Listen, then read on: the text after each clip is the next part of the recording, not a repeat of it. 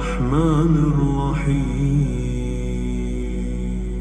يا الله يا رحمن يا رحيم يا مالك يا قدوس يا سلام يا مؤمن يا مهيمن يا عزيز يا جبار يا متكبر يا الله يا رحمن يا رحيم يا الله يا رحمن يا رحيم আসসালামু আলাইকুম। ভারত এবং বাংলাদেশের বর্তমান সম্পর্ক নিয়ে একটু আলাপ আলোচনা করি। শেখ হাসিনা পরবর্তী শেখ হাসিনা ছিল একজন সেবাদাসী ভারতের, দিয়েছে শুধু ভারতকে, বাংলাদেশকে শেষ করে দিয়েছে শেখ হাসিনা ভারতকে দিয়ে। এমন কোনো নেককার ঘটনা নাই যে ঘটিয়েছে। বিডিআর হত্যাকাণ্ড শেখ হাসিনা এবং ভারতের মিলিত ফসল, হেফাজতে ইসলামে হত্যাকাণ্ড শেখ হাসিনা এবং ভারতের মিলিত ফসল। তারপর শেষের দিকে গত 2024 জুলাই আগস্টে বিপ্লব, এবং ওইখানে জাতিসংঘের হিসাব মতে, মানবাধিকার সংস্থার হিসাব মতে 1400 ছাত্রর হত্যাকাণ্ড। এটা ভারত এবং হাসিনার মিলিত একটা ফল। হাসিনার নির্দেশে এই সমস্ত হত্যাকাণ্ডগুলো হয়েছে, যার কারণে হাসিনাকে চরমভাবে উৎখাত করেছে বাংলাদেশের ছাত্ররা।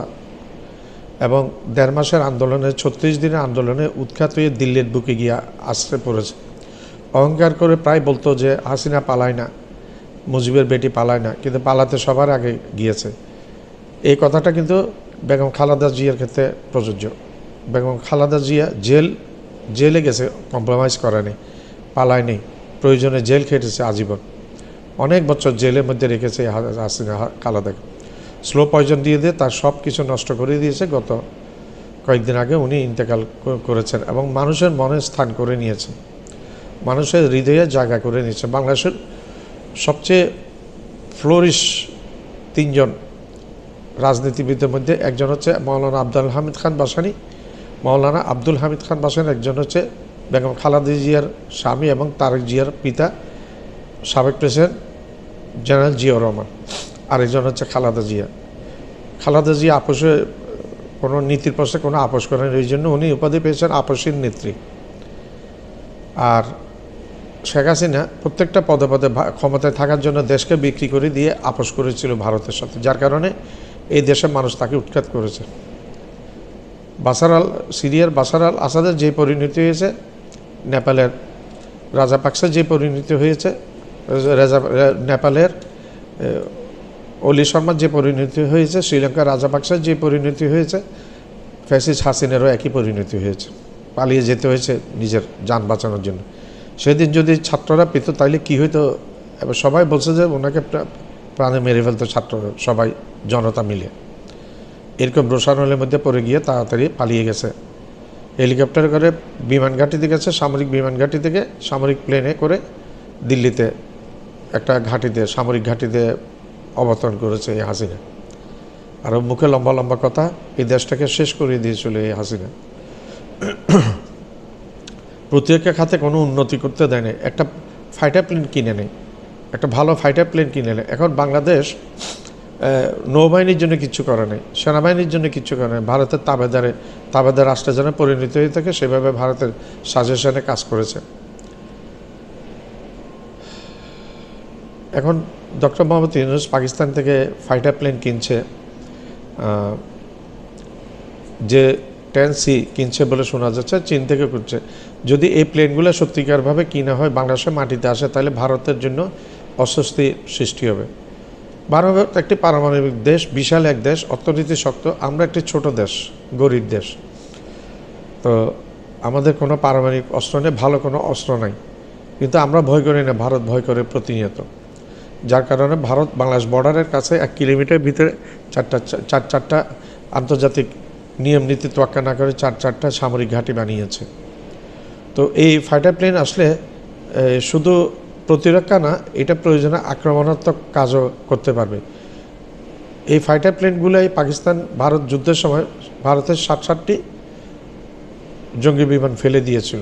আর ভারতের মিডিয়া কতগুলো কুকুর আছে, এই কুকুরগুলো ঘেউ ঘেউ করে কি পাকিস্তানকে নাকি তাদের রাফাইল অনেক ক্ষতি করেছে। 4টা রাফাইল খালি পাকিস্তান ফেলেছে ভারতের, 2টা রাশিয়ান মেড, একটা সুকোই, একটা মিগ, 6টা এখানে গেল। আরেকটা কী জানে, আরেকটা সেটা রাফাইল হবে।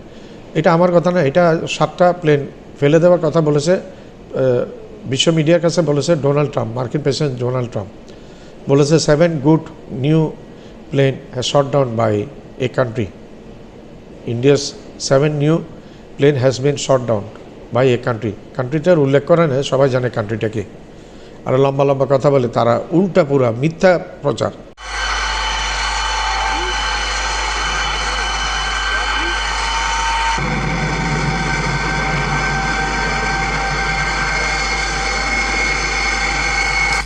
ভারত ও বাংলাদেশের সম্পর্ক যখন সীমান্ত ইস্যু, কূটনৈতিক দূরত্ব এবং পারস্পরিক অবিশ্বাসের কারণে ক্রমেই টানাপোড়েনের দিকে যাচ্ছে, ঠিক সেই সময় ইসলামাবাদে বাংলাদেশ ও পাকিস্তানের বিমান বাহিনী প্রধানদের উচ্চ পর্যায়ের বৈঠক দক্ষিণ এশিয়ার কৌশলগত মানচিত্রে একটি বার্তা পাঠিয়েছে।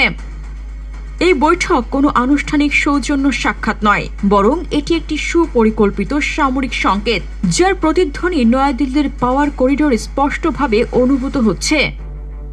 বিশেষ করে পাকিস্তানের তৈরি JF-17 থান্ডার যুদ্ধবিমান সংগ্রহের সম্ভাবনা নিয়ে প্রকাশ্যে আলোচনা ভারতের জন্য একটি অস্বস্তিকর বাস্তবতা তৈরি করেছে। নয়াদিল্লি এটিকে নিছক প্রতিরক্ষা সহযোগিতা হিসেবে দেখছে না, বরং এটি তারা দেখছে আঞ্চলিক শক্তির ভারসাম্যে সম্ভাব্য পরিবর্তনের পূর্বাভাস হিসেবে। এই প্রেক্ষাপটে সবচেয়ে গুরুত্বপূর্ণ প্রশ্নটি হল, বাংলাদেশ যদি বাস্তবে JF-17 থান্ডার যুদ্ধবিমান ক্রয়ের পথে এগোয়, তাহলে এর সামরিক, কৌশলগত ও ভূরাজনৈতিক প্রভাব কি হবে? আর সেই সঙ্গে ভারত ঠিক কোন ধরনের নতুন ঝুঁকি ও চাপের মুখোমুখি হতে বাধ্য হবে? কারণ দক্ষিণ এশিয়ার বাস্তবতায় আকাশ শক্তির ভারসাম্য বদল মানেই স্থল ও নৌকৌশলের বড় পরিবর্তন। JF-17 থান্ডার কেবল একটি যুদ্ধ বিমান নয়, এটি একটি পূর্ণাঙ্গ মাল্টিরোল কমব্যাট প্ল্যাটফর্ম। পাকিস্তান ও চীনের যৌথ উন্নয়ন প্রকল্প এই বিমান, যা চীনে FC-1 শিয়াওলং নামেও পরিচিত। এটি একটি সিঙ্গেল ইঞ্জিন, লাইট ওয়েট কিন্তু অত্যন্ত আক্রমণাত্মক ফাইটার জেট, যার মূল লক্ষ্য ছিল পুরনো প্রজন্মের যুদ্ধ বিমান যেমন MiG-21, F-7 কিংবা মিরাজ সিরিজকে কার্যত ইতিহাসের পাতায় পাঠিয়ে দেওয়া। এই বিমানটি ডিজাইন করা হয়েছে সীমিত বাজেটের মধ্যেই সর্বোচ্চ যুদ্ধ ক্ষমতা নিশ্চিত করার জন্য, যা বাংলাদেশের মতো উদীয়মান সামরিক শক্তির জন্য একে অত্যন্ত আকর্ষণীয় করে তোলে। JF-17 এর সবচেয়ে বড় শক্তি হল এর বহুমুখিতা।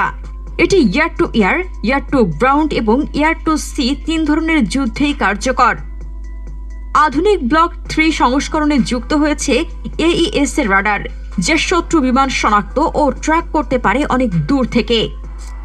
রয়েছে উন্নত electronic warfare system, helmet mounted targeting sight এবং দীর্ঘ পাল্লার বিয়ন্ড ভিজুয়াল রেঞ্জ মিসাইল ব্যবহারের সক্ষমতা। আকাশ যুদ্ধে এটি আর প্রতিক্রিয়াশীল প্ল্যাটফর্ম নয়, বরং এটি প্রথম আঘাত হানার সক্ষমতা রাখে। অস্ত্র ও সেন্সর প্যাকেজের দিক থেকে JF-17 দক্ষিণ এশিয়ার বাস্তবতায় একটি ভয়ঙ্কর সমীকরণ তৈরি করে। PL-15 এবং SD-10 এর মতো আধুনিক BVR air to air missile বহনের ক্ষমতা এই বিমানকে আকাশ যুদ্ধে বড় সুবিধা দেয়। এই মিসাইলগুলোর পাল্লা ভারতের বহু ব্যবহৃত পুরনো ক্ষেপণাস্ত্রের চেয়ে বেশি। পাশাপাশি এটি লেজার গাইডেড বোমা, স্ট্যান্ড অফ অস্ত্র এবং অ্যান্টিশিপ মিসাইল বহনে সক্ষম, যা বঙ্গোপসাগর ও উপকূলীয় অঞ্চলে বাংলাদেশকে একটি শক্তিশালী এয়ার ডিটারেন্স প্রদান করবে। বাংলাদেশ বিমান বাহিনী যদি JF-17 গ্রহণ করে, তাহলে এটি হবে কেবল একটি প্রযুক্তিগত আপগ্রেড নয়, এটি হবে একটি গুণগত লাভ। বাংলাদেশের আকাশ প্রতিরক্ষা তখন আর সীমান্তে থাকবে না, বরং তা আক্রমণ ও প্রতিরোধ 2 ক্ষেত্রেই ভারসাম্যপূর্ণ শক্তি হয়ে উঠবে।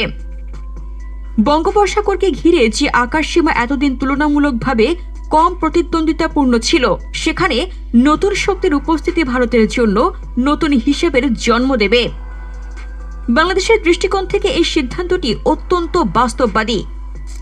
দেশটির বিমান বাহিনীর একটি বড় অংশ এখনও পুরনো প্ল্যাটফর্মের উপর নির্ভরশীল। MiG-21 থাকলেও F-7 এবং অন্যান্য পুরনো বিমানের সীমাবদ্ধতা স্পষ্ট।